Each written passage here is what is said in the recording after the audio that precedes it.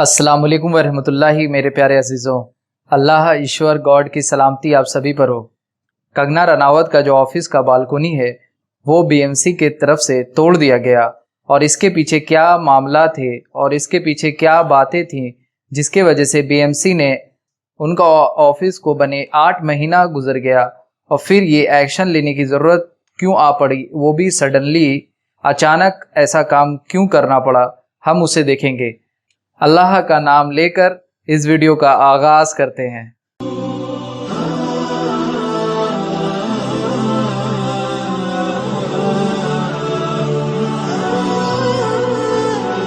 रब्बी शरली सदरी व यस्सिरली अमरी वहलुल उक़दतम मिन लिसानी यफ़क़हू क़ौली। या अल्लाह, जो मेरे ज़बान में घिरे है उसे खोल दे और जो मैं अपनी बातें कहना चाहता हूँ उसको साफ साफ लोगों तक पहुँचा दे और उनको वो चीज़ समझा दे। आमीन या रब्बल आलमीन।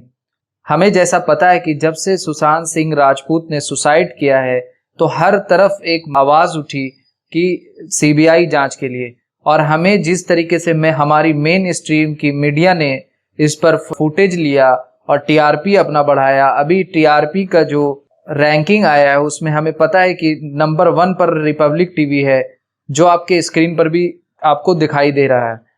मगर मसला ये है कि इस पर ये एक अलहदा टॉपिक है। हम इस पर आज, मेरा टॉपिक वो नहीं है जिस पर हम बात करेंगे, बल्कि हम ये देखेंगे जो बीएमसी ने उद्धव ठाकरे जी की तरफ से जो ये कदम उठाया गया उस पर हम नज़र डालेंगे, और जो कंगना रनावत ने इस पर फीडबैक दिया और जो उनको वीडियो बनाकर उनको एक मैसेज देने की कोशिश की, हम उसे भी देखेंगे। देखिए, मसला ये है कि कंगना रनावत का सिंपल एजेंडा है पॉलिटिक्स। हमें तो कुछ नहीं नज़र आता। अगर आप इतना ही सोशल वर्कर हैं और इतना ही बॉलीवुड में नेपोटिज्म है, तब आप ये वीडियो देखकर क्या बोलेंगे? और मैं धन्यवादी हूँ मिस्टर मुकेश भट्ट की, महेश भट्ट की, अनुराग बासु की, जिन्होंने मुझ पे इतनी मेहनत की और जिनकी वजह से आज मुझे इतनी इज्जत मिल रही है, क्योंकि इतना बड़ा सम्मान पाना किसी अकेले इंसान की हैसियत नहीं होती है। देखा आपने कि उन्होंने कैसे महेश भट्ट की तारीफ कर रही हैं और महेश भट्ट कह रही हैं कि मेरे गॉडफादर महेश भट्ट हैं। आज उनके बोली बदल गए और हमको पता है, जब हम उनके पूरी एनालिसिस करेंगे लाइफ का तो पता चलेगा कि जो स्टैंड होता है वो कांस्टेंट उस पर रहती नहीं है, वो पल दो पल में बदलती रहती है और उनके बातें भी बदलती रहती हैं। मगर मकसद यहाँ पर जो है कि बीएमसी की तरफ से किया गया वो सच में कंडेम करने के लायक है। सरकार को ऐसे बदले के भावना से ऐसा काम नहीं करना चाहिए, क्योंकि ये सही नहीं है। क्योंकि गवर्नमेंट को अपना ज़हन ठंडा करके ये मामला को भी देखा जा सकता था, मगर जो नहीं हुआ। और दूसरी तरफ से सेंट्रल गवर्नमेंट ने ऐसे लोगों पर थ्रेट आते रहते हैं, उसे Y+ सिक्योरिटी नहीं दिया, बल्कि कंगना रनावत को तुरंत Y+ सिक्योरिटी मिल गई, जिस पर गवर्नमेंट और हम आपका ही पैसा लगेगा। क्योंकि कंगना रनावत इतनी कैपेबल हैं कि वो अपने पैसे से खर्च कर कर अपने बॉडीगार्ड रख सकती थी, उनको देना कोई सेंस नहीं बनता। ये एक अलग टॉपिक है जिस पर डिबेट किया जा सकता है, जिस पर बातें किए जा सकती हैं। मगर मसला ये है कि इंडिया में डेमोक्रेसी है। बेशक मैं कंगना रनावत के इस बात से 100% एग्री हूँ कि जो डेथ ऑफ डेमोक्रेसी का उन्होंने स्लोगन यूज किया तो वो सच में वो दिख रहा है। मगर जब इंसान के या मेरे साथ या किसी के साथ होता है तभी वो चीज़ दिखता है। जब डॉक्टर कफील खान या प्रशांत भूषण या एटसेट्रा ऐसे लोग जो मौजूद हैं जिनके साथ होता है ये मामला, डॉक्टर कफील खान का जो भी रिसेंट केस है, कितनी ज्यादती हुई, हमें पता चला कि किसी को अगर अच्छे तरीके से आप ईमानदारी से काम करना चाहते हैं तो वो भी आपको परेशान और हैरान और आपको मुसीबत में डाल सकता है, जो हमें डॉक्टर कफील खान से देखने को मिल गया। तो उस पर डेथ ऑफ डेमोक्रेसी का किसी ने स्लोगन नहीं लगाया, हैशटैग किसी ने नहीं चलाया। ठीक है, सही बात है, सबको अपनी राय रखने का हक है। और कंगना रनावत ने भी जो रखा उद्धव ठाकरे की तरफ से और बीएमसी की तरफ से जो ये हुआ उसे मैं कंडेम करता हूँ, वो नहीं होना चाहिए था। और दूसरी बात, उन्होंने इसके रिप्लाई में जो कुछ बातें की, और मैं आपको बताता चलूं, और ऐसा नहीं कि उद्धव ठाकरे ने भी मतलब ऐसे कर लिया। आपने मुंबई मेरी जान, मुंबई ने आपको पहचान दी, इज्जत दी, शोहरत दी, पैसे दिए और आपको इतना मौका दिया, और आप उसको पीओके पाकिस्तान ऑक्युपाइड कश्मीर बोल देना, ये कहाँ का इंसाफ है?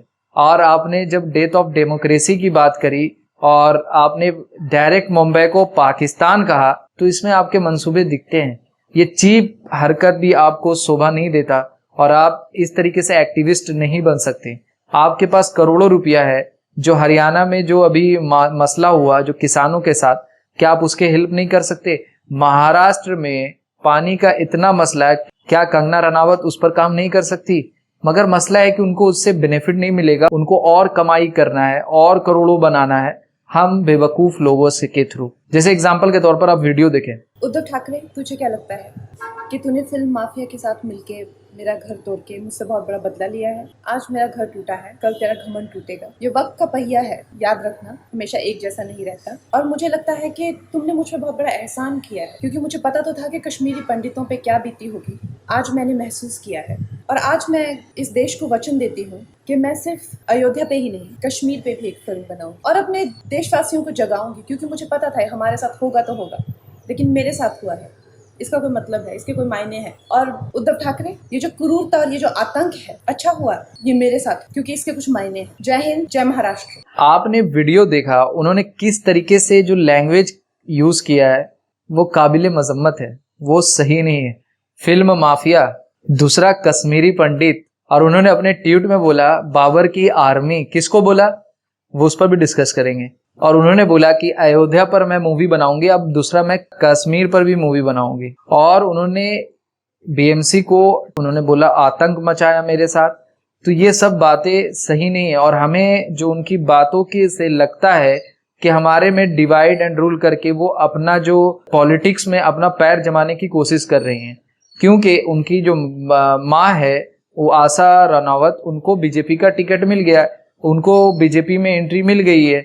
तो अभी पहले उन लोगों की फैमिली में सब कांग्रेस में थे, मगर मेरे एक समझ में नहीं आया था, ये इंडिया की दो नेशनल पार्टी है, कांग्रेस और बीजेपी।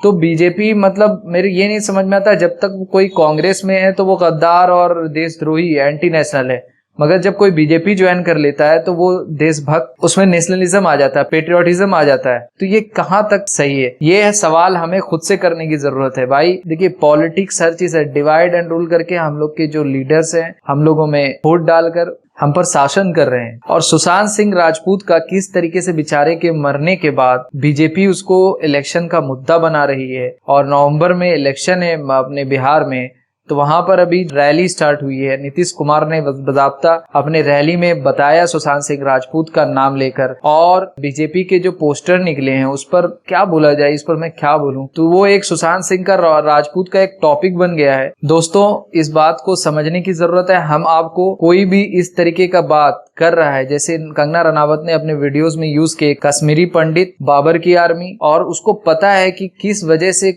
जो हमारी मेजोरिटी है यहाँ पर, हमारे प्यारे हिंदू भाई वो 81% से मेजोरिटी में है, तो उनको खुश करने के लिए कैसे उन पर उस पर बातों का माला फेंका गया है, वो सही नहीं है। आप किसके साथ खेल रही हैं? आप आम मासूम पब्लिक के इमोशन के साथ खेल रही हैं। इसे हमें और आपको समझने की जरूरत है। और ये एजेंडा है, ये क्या एजेंडा वो लेकर चल रही हैं, उसे हमें समझने की जरूरत है और हमें अपने आंखों को खोलने की जरूरत है। जैसे रिपब्लिक टीवी नंबर 1 पर आ गया, तो उसे भी हमें देखने की जरूरत है। सब पैसा बना रहे हैं, हमें बात करने की अभी सख्त जरूरत जीडीपी पर है। हमारा जो इकोनॉमी है, हमारा जो अनएम्प्लॉयमेंट का रेशियो बढ़ रहा है, हमारे देश को कैसे आगे ले जाया जा सकता है, हमें उस पर बात करनी चाहिए। मैं अपनी बात को यहीं पर इख्तिताम में लाता हूं और मैं आप सभी से गुजारिश करता हूं, मेरे भाई एजुकेशन ले, पढ़े, हर मामले में आप एजुकेट हो। कोई क्या कह रहा है, उनके बातों को सही तरीके से सही तौर पर सुने और समझे और अपने दिमाग का यूज करें कि क्या वो हमारे इमोशन के साथ तो नहीं खेल रहे हैं। इस चीज को हमें और आपको देखने की जरूरत है। अल्लाह हम सब में मोहब्बत और भाईचारा कायम और दायम कर दे। आमीन या रब्बल आलमीन। हिंदू मुस्लिम सिख ईसाई आपस में सब भाई भाई। अस्सलामु अलैकुम व रहमतुल्लाहि व बरकातहू।